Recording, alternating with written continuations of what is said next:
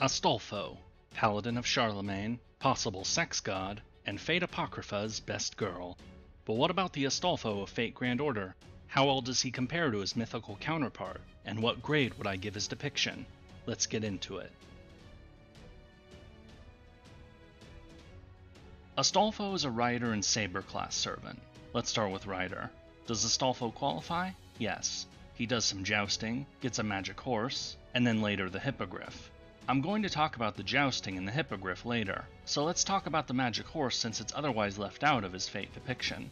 In the middle of his adventures, Astolfo acquired a horse named Rabbicano, and when I said it was a magic horse, I meant it. It is an extremely fast horse that leaves no hoof prints, and that it was made of hurricane winds and fire. Well, aside from him carrying a sword and making use of it on a few occasions, that's kinda it. Honestly, if they were going to give Astolfo a second class, I'd have chosen Lancer. Anyway, Rider's a great choice for Astolfo, but I'm more iffy about Saber. Getting into his character design, Astolfo, regardless of his ascension form, likes to make himself look cute. It's a central part of his characterization in Fate, the goofy rider who is clearly male. Anyway, regarding his rider design, his first two ascensions are what we saw in Apocrypha, only the first ascension lacks the cape. His of Easter eggs. It's hard to see in the first three ascensions, but in the final one, you may notice that there is a lion upon his chest, another potential reference to his English origins. You can also see his horn at his waist in his second and third ascensions. Perhaps hardest to see in these images though are his boots. They look like riding boots, especially once you look closely and see that there are spurs at the back of them.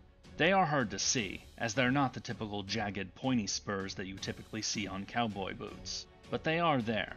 At one point in his journey, Astolfo received some spurs said to have once belonged to Georgios, St. George, who, among other things, is the patron saint of England. Again, we get that connection to Astolfo's homeland. As for Saber Astolfo's design, well, now he has bunny ears and swaps between several different cutesy outfits in his ascension forms. Is he a butler in his second? A maid in the third? Whatever is going on here, it's clearly leaning into Astolfo's characterization as being a fan of cute things.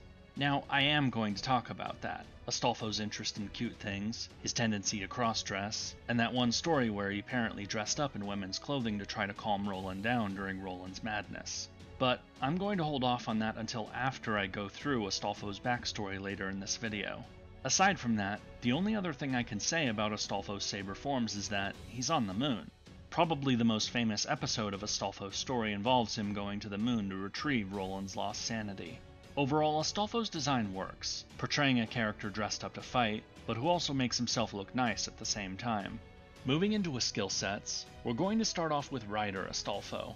Rider Astolfo's first skill is Monstrous Strength, a generic skill that gives a large strength boost to its user, and is typically found on those who are monsters or demonic. But Astolfo is neither of these things, which is reflected in the fact that his skill's rank is C-, and that, though not in his actual FGO skill, Astolfo takes damage while using this skill. The best explanation I've seen is that Astolfo, being a nutty person with no common sense, is ignoring his body's own limits, wielding much more strength than he should. It's like those stories you hear of people doing absolutely crazy things when put in life-threatening situations, becoming able to perform feats that ought to be impossible, though often badly injuring themselves in the process. To me, this is the weakest of Astolfo's skills, but I guess it still works. Rider Astolfo's second skill is Trap of Argalia, which is also one of Astolfo's MPs. A recurring theme with Astolfo is that, as a warrior, he's not that impressive. He even admits as much when Sieg forms a contract with him in Apocrypha. What Astolfo does have, though, are tools, or gadgets, unique items at his disposal that allow him to deal with a variety of situations. Trap of Argalia is one such item, a lance that knocks people off of their mounts with a single hit. This lance isn't actually named in the original source material, only being described as a golden lance. It originally belonged to someone named Argalia, a character in Orlando Innamorato, and the brother of Princess Angelica, the one that Roland goes crazy over. Astolfo would claim this lance for himself, making good use of it for a while. Later on, he gives the lance and his magical horse Rabbicano to Bradamante, who would also go on to make use of it in her own story. In Fate, this lance is a weapon used against servants, reducing them to spirit form below the knee, as we saw with Spartacus in Fate Apocrypha. While this is obviously a change from the original legend, it still performs the same function, to knock an opponent down without killing them. This works for me. Lastly, Rider Astolfo's third skill is Evaporation of Reason, which is Astolfo's custom version of the Instinct skill, sort of. It makes Astolfo forgetful, prone to babbling about things he shouldn't, and just generally being a goofball. He can't keep secrets, not even his own true name, and he can even forget the names of his own MPs. Because of all this, Astolfo doesn't really run on logic, instead having to rely on his own feelings or instincts. Now, because Astolfo is a lovable and kind-hearted person, this tends to lead to him doing things that are good or seem like the right thing to do. This is a central aspect of his character and fate, but what about its lore? Well, I'll get into the full story later, but when Astolfo goes to the moon to retrieve Roland's lost sanity, he finds his own sanity there too. And since it is said that things that are lost on Earth end up on the moon, well, that basically means that Astolfo, at some point, lost his sanity. Upon retrieving it, it is said that Astolfo became wise once again, at least for a while. It says that he is liable to lose his sanity again someday, but when that happens isn't made clear. Astolfo is a goof who features in a story that is just as crazy as he is. So while Astolfo getting this skill does work, he's far from the only character who does something quirky in Orlando Furioso. Shifting over to his Saber version, Saber Astolfo's first skill is Casseur de Logistile, or Declaration of Destruction, the second of Astolfo's MPs. This is a book that Astolfo carries that contains a list of spells to break the magic enchantment of just about anything, allowing Astolfo to not only deal with magical problems he comes across, but also to be very difficult to harm with magic. It's why Astolfo has A-ranked magic resistance as a passive skill in both his Rider and Saber form. Astolfo acquired this book from the sorceress Logistile after spending some time transformed into a myrtle tree. More on that later. Like his lance, we see Astolfo make use of this in Apocrypha, to protect himself from magic attacks by Semiramis. But this book would not be the only magical tool that Astolfo would receive from the sorceress Logistile. Saber Astolfo's second skill is La Black Luna, the third of Astolfo's MPs, a magic horn that terrifies nearby enemies. This is the other gift that Astolfo received from Logistile, and one that is probably the most useful of his various items. And yes, we did see this in Apocrypha too, with Astolfo using the horn to shatter all of those Dragon Wing warriors, flying versions of the Dragon Tooth warriors used by Medea, but also Semiramis for some reason. I'll have to dig more into that when I get to her video someday.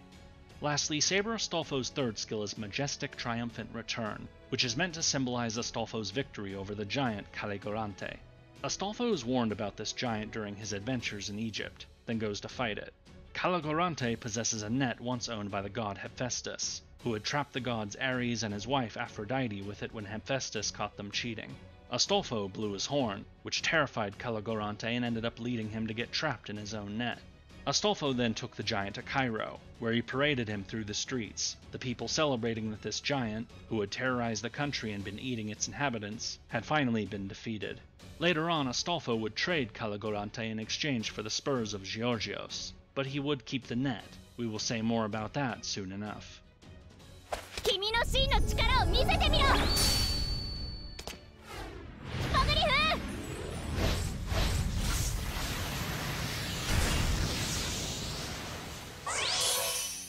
Rider Astolfo's noble phantasm is Hippogriff, whereupon he summons the Hippogriff, charges forth at great speed, and slams into his enemies. The Hippogriff is a cross between a horse and a griffin itself being an old mythical creature said to be a mix of a lion and an eagle, dating all the way back to ancient Greece. The Hippogriff was said to be an extremely fast mount, able to fly around the world or even to the moon. Now, Astolfo was not the original owner of the Hippogriff. It traded hands a couple times during Orlando Furioso, but it is a mount that Astolfo is associated with. Also Bradamante, who if she is summoned as a rider also gets the Hippogriff. Her love interest Rogerio had the Hippogriff, but then it left him. Bradamante ended up picking it up, and then traded it to Astolfo in exchange for his magic horse and lance. Anyway, this is a good MP choice for Astolfo, though that means that Astolfo has 4 different MPs as a servant, and speaking of which, time to add another. 月を見上げるウサギとて理性のない時もある。暴れる巨人をとっ捕まえて勇気倫理更新だ。いくぞブルカーノカリゴランテ。 Saber Astolfo's noble phantasm is Vulcano Caligorante, whereupon his sword turns into a giant chain, then repeatedly strikes his foe until the whole area is filled with chains. So, would you believe me if I told you that this is actually supposed to be a net? specifically the net that the giant Caligorante owned, but then got himself trapped in after Astolfo blew his horn? Yeah, if it wasn't for the name including Caligorante, would we even have a clue that this is what this MP is supposed to be? Or maybe I'm just dumb. Perhaps all of you saw this MP and immediately understood that Astolfo was trapping his enemies in a net. As for Vulcano, that refers to the Roman god Vulcan, the Roman equivalent of Hephaestus. Astolfo did keep the net that Caligorante got trapped in, so him having this makes sense. But as far as how this MP is depicted in FGO, this is much more abstract than Astolfo's other MPs, to the point that I question how many people can guess that this is actually supposed to be a net. Rider Astolfo's craft essence is Otherworldly Mystical Horse, depicting Astolfo's mount, the Hippogriff. The CE's text just adds a little more detail, like how this is an impossible creature since it's a pairing of a predator with its prey, followed up by Astolfo being silly and talking to the Hippogriff. That's really all there is to say about it, since we covered this already with Rider Astolfo's MP. Saber Astolfo's craft essence is Leaving Behind the Sword for a moment, depicting Astolfo's sword sitting upon a table that, well, he did come out during the 5th Christmas event, so I guess that makes sense. The CE's text though seems rather unrelated, being Astolfo just saying a bunch of nice things like how happy he is, how he wants to make the protagonist happy, and how they should celebrate the holidays. Those are all nice things, but that's pretty much it. And for the first time, and much to the annoyance of yours truly, Astolfo actually has 2 Valentine's gifts. One is a gift to the protagonist, while the other is his return gift. Only a handful of servants do both, gender-neutral characters like Enkidu and Qin Shi Huang. And yes, both Rider and Saber Astolfo do this, so I get to cover 4 different Valentine CEs. Hooray! Rider Astolfo's gift is Cute Rabbit Chocolates, depicting chocolate bunnies. Personally, I wouldn't want to eat these. I always feel uncomfortable when encountering cute chocolate, particularly chocolate bunnies. Anyway, aside from it being on point for Astolfo, he mentions wanting to turn into a bunny himself someday. Well, someday did indeed come with the 5th Christmas event, sort of. Rider Astolfo's return gift is Hippogriff Plushie 1-to-1, depicting, okay, we get it, Astolfo rode a hippogriff. Also, it's a cute plushie, and at 1-to-1 scale? That's gigantic. I'd need a garage to store that. Saber Astolfo's gift is Chewy Kagami Mochi Chocolate, depicting some mochi, Japanese rice cakes, which are somehow also white chocolate? I've never had mochi, but according to the CE's text, this combination should be impossible, though perhaps not impossible for a nutter like Astolfo. Saber Astolfo's return gift is bunny ears, depicting some bunny ears for the protagonist to wear. It even says in the description how Mash is waiting nearby with a camera to take a photo. I wonder where that picture is. Now for characterization, starting with a look at the legends surrounding Astolfo. Astolfo was one of the 12 paladins of Charlemagne, the son of Otto, King of England, believed to be based upon King Offa of Mercia who reigned during the time of Charlemagne. Astolfo is first mentioned in Carolingian legend as far back as the chanson called The Four Sons of Aemon in the 12th century, though he is not a major character there. Carolingian legend is the medieval cycle of stories and poems written about Charlemagne and his paladins. See my video on Charlemagne for more information on that. Astolfo would get more page time centuries later in Italian works, stories that increasingly mixed intense battles with comedic situations. He wasn't the main character, Roland tended to occupy that role, but Astolfo was becoming a more prominent secondary character. This reached its apex in the 2 gigantic 15th and 16th century Italian poems Orlando Innamorato and Orlando Furioso, written by Matteo Maria Boiardo and Ludovico Ariosto respectively. While Roland, Orlando, remains the central character, Astolfo plays a key role in the story. Now before I get into this, I have to give a disclaimer. These 2 poems, particularly Orlando Furioso, are absolutely gigantic.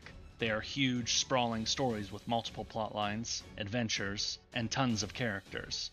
The stories are also quite silly, often making fun of the tales of chivalrous knights that came before it. And when it comes to Astolfo, silly is very much the order of the day. If you are looking for serious, high-stakes, intense drama, well, there is some of that, but it's mixed up with lots of craziness too, especially if it involves Astolfo. Starting with Orlando Innamorato, Princess Angelica and her brother Argalia show up at Charlemagne's court, where Charlemagne is holding a jousting tournament. These 2 are said to be from Cathay, a medieval European term for China, though in these stories it's meant to be somewhere in Central Asia. Geography is kind of a mess in these stories. Anyway, Angelica puts forth the challenge that whoever could defeat her brother Argalia in a joust would win her hand in marriage. And since Angelica is fantastically beautiful, this is something many, notably Roland, become quite interested in. In reality though, it's a trap. Argalia's lance, as mentioned earlier, has the ability to throw someone off their mount with a single hit, which is basically a god mode cheat for a joust. Astolfo is his first opponent, and Argalia easily dismounts him. His next challenger is the Muslim warrior Farao, and he too gets dismounted. But sensing that something was fishy, Farao then pulls a Gregor Clegane, getting pissed off, drawing his sword, and attacking Argalia. Doesn't kill his own horse at least, but I wonder if this is what inspired George R.R. Martin to do that scene in his first book, Season 1 of the show Game of Thrones. Anyway, Angelica and Argalia flee, with others like Roland, Rinaldo, and Farao chasing after them. Notably, Argalia leaves behind his lance, which Astolfo picks up for himself, uses in the joust, and proceeds to win every match after that, becoming the victor of the tournament. Astolfo doesn't chase after Angelica, instead going off on his own adventure. It is then that, rather than a story that might have inspired a future author, Astolfo gets caught in a situation inspired by a past author. He and a few others run into the sorceress Alcina, and, despite the warnings of his comrades, Astolfo decides to go with her and become her lover. But Alcina turns out to be something akin to an ex-bee of Circe. Once Alcina gets bored of shagging Astolfo, she turns him into a myrtle tree. Quick question, would you rather be turned into a pig or a tree? Also, apparently Alcina is a sister to none other than Morgan Le Fay, though obviously not an Arthurian legend. Despite this rather troublesome situation, Astolfo does find a bright side in being turned into a tree. He can now spend time with animals without scaring them off. Astolfo remains a tree for the rest of Orlando Innamorato, and it is only in Orlando Furioso that we meet Astolfo again. Ruggiero, the Muslim knight who is Bradamante's love interest, arrives with the hippogriff, tying his mount to a tree that suddenly starts yelling at him. Astolfo tries to warn Ruggiero about Alcina, but he too gets bewitched. The pair are only rescued by a sibling of Alcina, the sorceress Melissa, and Ruggiero and Astolfo end up fleeing to the realm of another sorceress, Logistile. After spending some time with Logistile and getting the magic horn and spellbook from her, Astolfo heads south towards Egypt, trying to avoid Alcina as he makes his way back home. He lands in Egypt, finds and takes the magical horse Rabbicano, and then runs into a hermit who tells him of the giant Caligorante. I already talked about Astolfo's encounter with Caligorante, so I won't rehash that here. After this victory, the people of Cairo then tell Astolfo about another monster that troubles them, Aurilo. Aurilo is enchanted with the ability to regenerate from wounds. If someone chops off his arm, he just grows a new one. But Astolfo has that spellbook he got from Logistile, and conveniently it is sorted alphabetically. So he looks up Aurilo in the book and learns that the way to beat him is to remove a specific hair from his head. Not knowing which hair exactly he needs to shave off, Astolfo chops off Aurilo's head, then hops onto his horse while the headless body of Aurilo chases after him. Once he has gotten far enough away, Astolfo shaves Aurilo's severed head, killing him.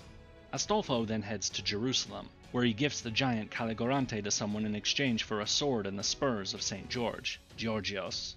A couple more adventures ensue, shipwrecking on an island full of Amazons, then being trapped in a prison built by the wizard Atlantis. But in both of these cases, Astolfo uses his horn to get away. In the latter case, he unknowingly frees Bradamante and Ruggiero from the wizard's clutches.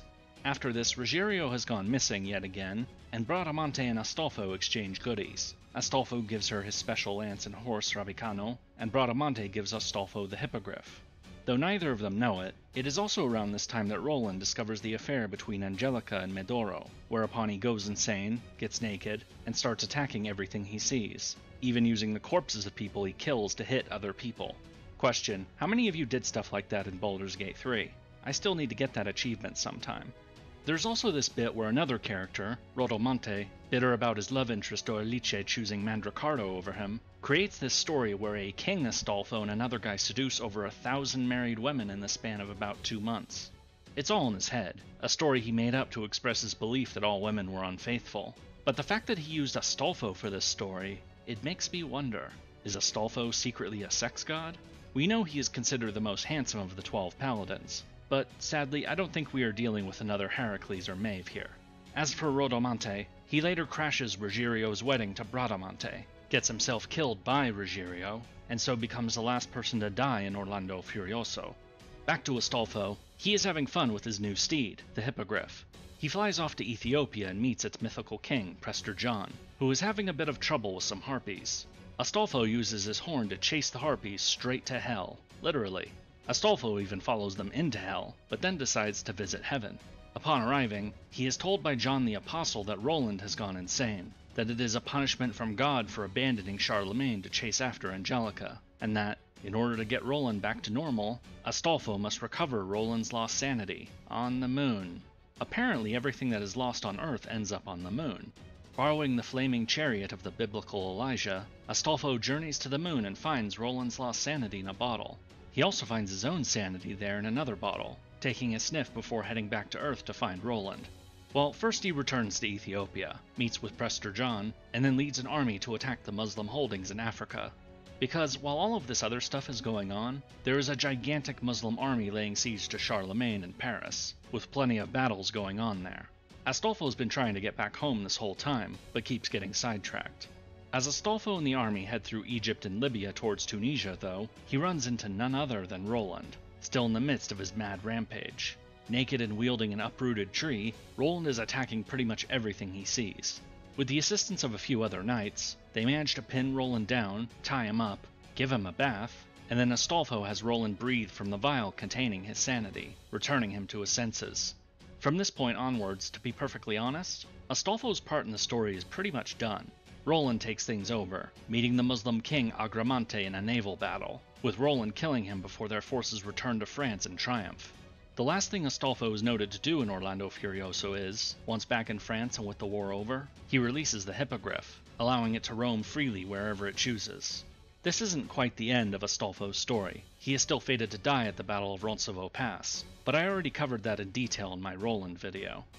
Now, having gone through all of Astolfo's story, and assuming that those of you watching are already familiar with his characterization in the Fate franchise, you may have noticed that something is missing, and that is any mention of Astolfo dressing up in women's clothing. No cross-dressing for Roland, no interest in cute things, nothing. It's not in Orlando Furioso at all.